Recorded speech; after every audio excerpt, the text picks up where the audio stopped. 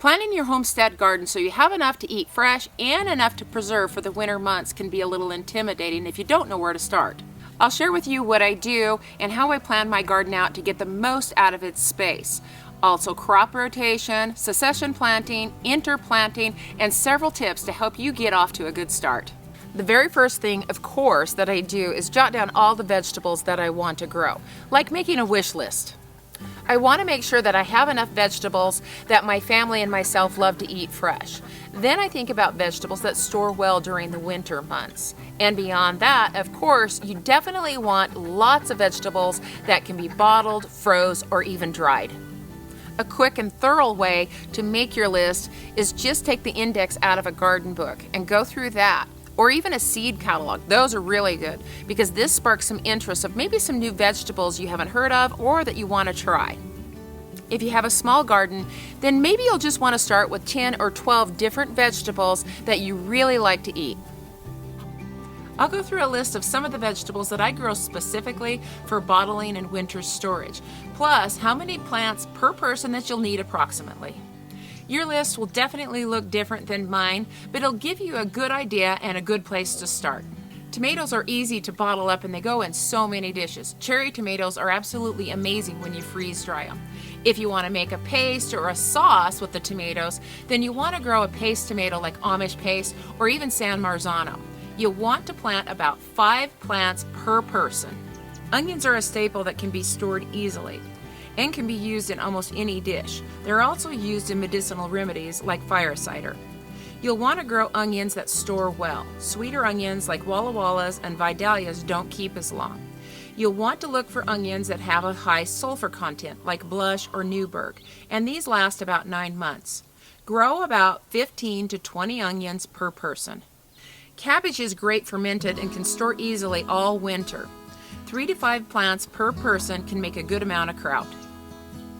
Carrots are great to have fresh during the winter months and they can store right in the ground, unless you live in a place where the ground freezes and doesn't thaw until springtime. If that happens, then you'll want to pull up your carrots in the fall time and you can store them in a cool place in a sandy box. You'll want to grow at least 30 carrots per person, and if you do juicing, you're going to want to triple this. There are so many different types of winter squash and they keep well and require little work for storage. I've had spaghetti squash last an entire year in our root cellar. Butternut, delicata, and acorn are all great keepers, and you'll want at least 1 to 2 plants per person. I grow a lot of cucumbers, and if you want to pickle cucumbers and make them nice and crisp, you want to grow pickling cucumbers specifically. But if you grow regular cucumbers, just slicing, they're really great used in relishes and even refrigerator pickles. I really like to grow at least 2 to 4 plants per person. Garlic is not only good added to foods, but it's also used medicinally as well. Soft neck garlic stores longer, about 10 to 11 months. You'll want 15 bulbs per person. Potatoes are also great for several dishes. Red Norland, russets, and butterball all keep well. Plant 10 to 15 plants per person. Dry beans store easily on the pantry shelf. They pack a good amount of protein and can be added to potato soup or with some bacon or ham for a real quick, warm winter dish. I love cranberry dry beans, but I also like to have plenty of black beans. You'll want at least 20 dry bean plants per person. Green beans are great bottled, frozen, or freeze-dried. They're prolific and easy to grow. If you're growing pole beans, you'll want to grow at least 15 plants per person. And if you're doing bush beans, at least double or triple that amount. Be realistic. You don't want to overdo for the space that you have. As you start to plot down what you're going to plant where, you'll find that you might have to whittle down that list. By having a list, you can quickly go through your seed inventory and see what seeds you already have because they need to be used up first, and then order more. I also like to take this time to go through the seeds and look at the ones that maybe I didn't care so much about, they didn't perform well, or they didn't taste good, and decide whether I want to discard those or not. Most seeds will last a minimum of 3 years if they're stored properly. There are a few exclusions like parsnips. Think about how you want your garden to look, how you want its functionality. Do you want to grow in rows? Do you want to grow in square blocks? Or do you want just vegetables scattered throughout the garden? It's a good idea to know this before you start plotting it down on some paper. Think about adding some pollinator-friendly plants, like some herbs or flowers or maybe even both. These add a great benefit to the garden. You can interplant them with a lot of your vegetable crops, and that way it doesn't take up any extra space. But the big thing is they invite in those beneficials, and that helps increase our pollination, which gives us more fruits and vegetables. I love adding some flowers on the ends of each of my beds. Short sunflowers are great because they don't get too big, but they'll offer a little bit of shade for some of the other plants. Nasturtiums are great because we can eat the leaves and the flowers, and once they start to go to seed, you can actually eat the little seed that's still green and soft as a replacement for capers. And I like amaranth because I can grow that, collect the seed, and all of the leaves are edible. Plus it looks pretty. I don't generally plan my garden digitally. I'm pretty old-fashioned and I use pencil and grids.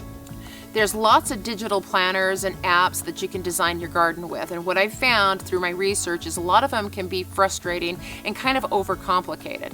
But I actually did find one that I really like. It's easy to navigate and it's called Hortiskech. They also have a community page and it's free to use, and it's for gardeners that just want to share their ideas or ask questions. It's kind of a fun thing to get together with other gardeners and chat. I'll put a link in the description below so that you can go check it out and then let me know what you think about it. One thing that I've seen with almost all of the garden apps is their planting dates can be off just a little bit. We have a little bit of a microclimate here, so my dates are off about 2 weeks. They suggest that I plant brassica crops in April. Well, if I were to do that, they wouldn't have enough time to head up before we got too hot. So just know that and adjust to your area. Sketch out your garden like a bird's eye view. Mark down any rows that you have or raised beds. And you also want to make sure that you make note of any perennial vegetables or herbs that you have in that garden. I have a lot of garlic in my garden, and it's an early variety, and it'll come out in mid-May, making it perfect for warm season crops to go right in its place. I'll put in winter squash and summer squash here, and it works perfect because the ground always has something planted in it. If you live in an area where your garlic doesn't ripen until July or August, then a fall crop is probably going to be the best option following your garlic. Know your hottest part of the garden, the windiest and the shadiest, because this is all going to affect what you plant where. If you're growing vertically, then you need to think of a spot in your garden that doesn't get those prevailing winds that can damage those crops. If I were to plant my pole beans out here on the edge of my garden where the strongest prevailing winds hits, then that can destroy those leaves on those pole beans. Then it takes a lot of time for it to recover, and that lessens the harvest. I have a bed on the south side of my garden, and it gets some dappled light from the apple trees. And this is the perfect place that I can be planting greens like lettuces, chards, collard greens. They all do really good in this area. So you can see that knowing your spots in your garden that are hot, windy, or shady are really beneficial. I like to make a note on my vegetable list whether I'm doing direct sowing, transplants, or starting indoors. And I just do this by an I for starting indoors, DS for direct sow, and T for transplant. I'll organize my seeds in a little small file box, and I'll do this by month of what I'm going to be planting each month. And then I'll write on the seed packet the date that I need to either direct sow or start indoors. You need to keep in mind that plants differ in their tolerance for hot and cold, how fast they grow and mature. A lot of areas can grow 2 or even 3 crops in the same bed that same year. You'll need to know which of your vegetables are cool season crops and can tolerate a frost, and your warm season vegetables that absolutely cannot tolerate a frost, and make note of that. I love heirloom tomatoes. They're my favorite, but some years they don't produce so well here. Our summers are really hot, and that can cause them to drop their blossoms. Plus, they're more susceptible to tomato viruses. So I always like to have a backup plan. I'll plant 50% heirloom tomatoes and then 50% of just some basic red determinate tomatoes. These seem to never fail and always produce pretty much all at once, so I can spend a couple of days bottling and preserving for the winter. If you like to bottle salsa, then make sure you make a note of all of the vegetables that you'll need for making that salsa. Tomatoes, onions, peppers, garlic, cilantro. You gotta think ahead. I like to plant a lot of pickling cucumbers so that I can preserve pickles for the winter time.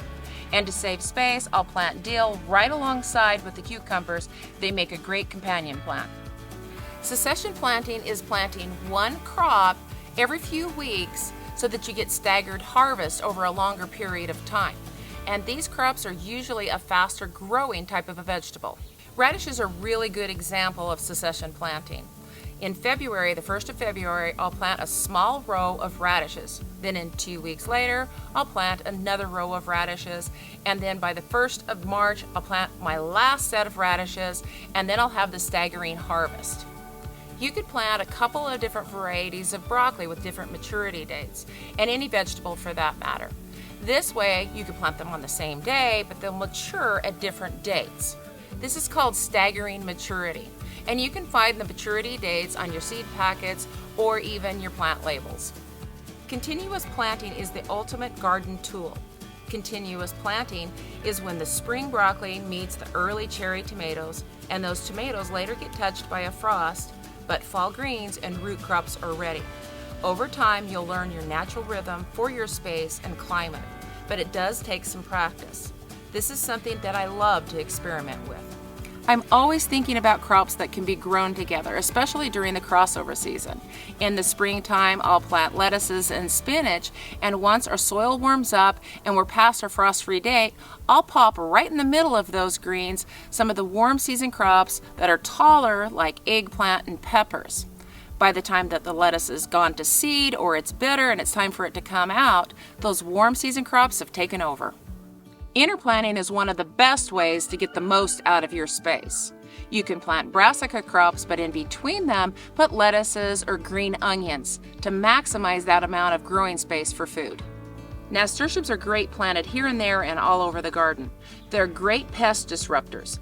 One of the big benefits about interplanting, besides getting more food in a small amount of space, is you're not leaving that soil exposed. So that means less weeds, and it's also going to retain the moisture better because you're creating a living mulch. One of the most important things I think when you're planting a garden is to be flexible. And there is that saying, fail to plan, plan to fail. But when it comes to gardening, I think you ought to plan to fail.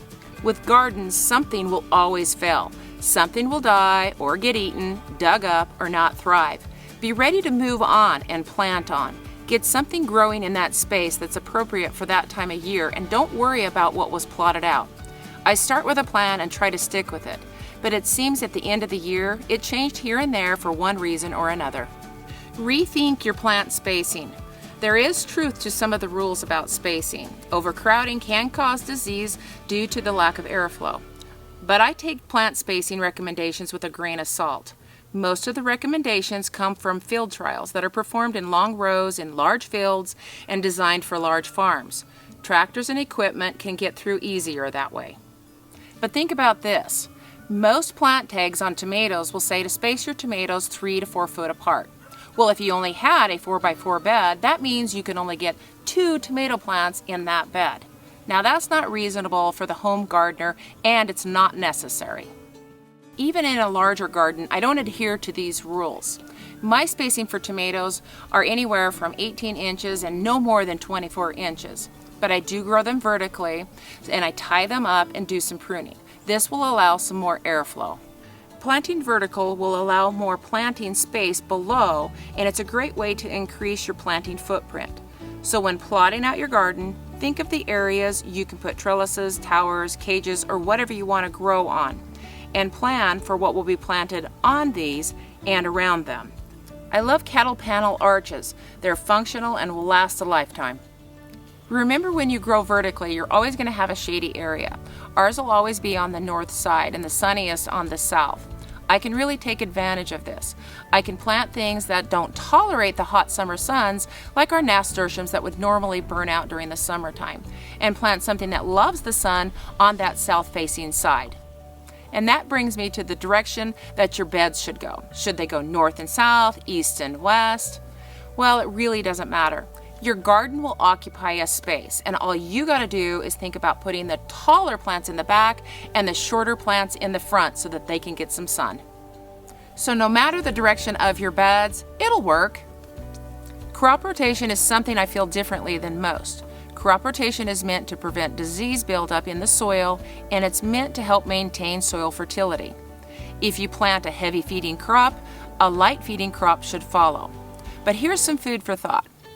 If you kept your soil fed, your plants are going to be healthier. If you replenish your soil often with things like compost and organic fertilizer, your soil's health and fertility isn't a problem. And what if you only had one 4x6 bed? Does crop rotation really matter? I don't worry too much about crop rotation unless I see an issue with my plants. Do crops rotate in nature? No. Nature drops its leaves in the fall, they decompose, and they enrich the soil. And I really like to mimic Mother Nature as much as possible. But there is one crop that I do rotate each year, and that's tomatoes, because they're more susceptible to soil-borne diseases. And by all means, if you have a problem with a crop, then you need to rotate. And you just gotta do you. This is just me. Make a list of all the things that you're going to be needing in your garden this year so that you're not scrambling when you're the busiest. If you had a pest outbreak last year, then maybe you're going to want to have some organic pest control on hand, or even some insect barrier. Have your fertilizers and compost on hand, sharpen your tools, get everything ready so that when it's time to garden, it will definitely be more efficient this year. Planting your garden is a great way to overcome those dreary days of winter and get you excited for the upcoming spring. And it's coming fast. Be sure to check out Hortiskech in the link below. It just might help you get organized this year. Be grateful for the opportunity that you've been given to grow a garden and put healthy food on your table. Thanks for joining me, and God bless.